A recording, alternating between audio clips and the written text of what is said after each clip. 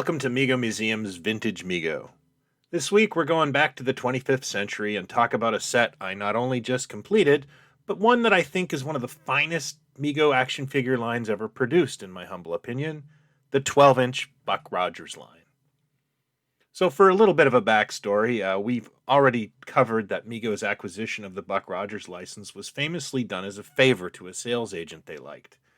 But it proved a wise decision as the weekly series was popular with children and the line, while not spectacular, was a modest success for Mego. During that time, in the late 70s, Mego had all but abandoned the 8-inch format in lieu of others like 3 3/4 and 12-inch. I can't think of a better person to explain this decision than Marty Abrams himself. So here he is. We didn't have enough engineering talent and ideas to put the product and innovation into the toy. So we then said, okay, let's go after 12-inch market, which is where G.I. Joe and Barbie stood, and we can add on to that size frame and get additional space in the stores and get additional volume from the individual characters, because we've gone through all the characters once, maybe twice, in some cases 3 times, in terms of the look, the feel, and the feel of the product. That detailed new experience and line extension for collectability. The line included 7 action figures: Captain William Buck Rogers, Dr. Hewer, leader of the Earth Defense Directorate, bad guy and traitor to Earth, Killer Kane, Princess Ardella's bodyguard Tiger Man, a draconian warrior, an in-scale walking version of Tweaky that includes Dr. Theopolis. This really is a wonderful toy, and at one point I actually owned the original resin prototype for this. I'll show a picture here on the screen. It is in a home where it is very well loved now. And finally, rounding out the character selection is Draco.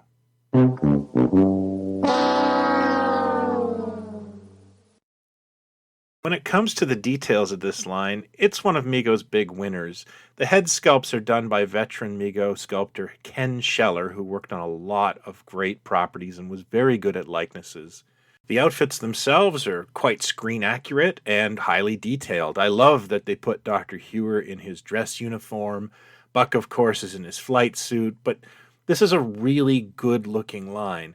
And the character selection, for the most part, kind of nailed some series regulars. You know, even though Kane was replaced by a different actor, kids knew who he was on the series.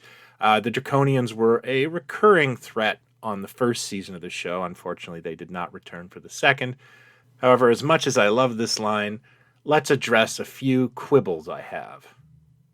Despite my admiration for this line, there are some flaws in it that I would like to address. The most glaring is the one that isn't there, and that is Wilma Deering.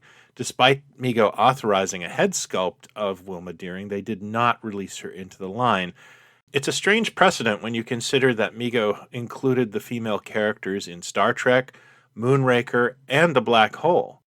Wilma was a major character in the show and in the movie, so it's really baffling as to why she's not involved. The second problem is Draco. Mego chose him over Wilma, and he's only in the theatrical version of the film. It's a cameo. And then he's not in the entire series. He's only mentioned. Draco was not only the king of the Draconian Empire, he was the king of the pegwarmers. And the last quibble I have is, for some reason they thought that Draco deserved his hat, but the Draconian warrior didn't deserve his helmet. And that was a major malfunction. That character is very recognizable with that helmet, and without it, he kind of looks like the brawny paper towel guy. I do not believe the 12-inch Buck Rogers line was a success for Mego. To be perfectly honest, I don't think any 12-inch science fiction line was a success for anybody, including Kenner. Their Star Wars line wasn't a big hit either. On the secondary market, it's quite a popular line and quite desirable. One of the pitfalls you have to watch out for is these can be subject to what we call Mego molt. That is a migration of color in the heads that turns them gray. There are some techniques for fixing this, the most famous being the Plastidip solution. However, non-gray heads command more money. The reasons I took over 20 years to finish this set is I'm not really that fond of Draco, and I didn't want to pay a lot for him. It's a bit of a struggle with my completist nature. I finally found one locally for about $35, and you'll notice he's not in the best shape, and He's just there to complete the set. Despite my little comments on this line, I still feel it's one of Mego's finest efforts, and I really think it's a beautiful line to display. What are your thoughts on the 12-inch Buck Rogers line? Are you a fan or are you just passing? Let me know in the comments below. You can hit me up in our Facebook group, Megomania, or at the forums at megomuseum.com. Thanks as always for watching. If you're new to this, I hope you'll consider hitting like and subscribe. This is what I do every week.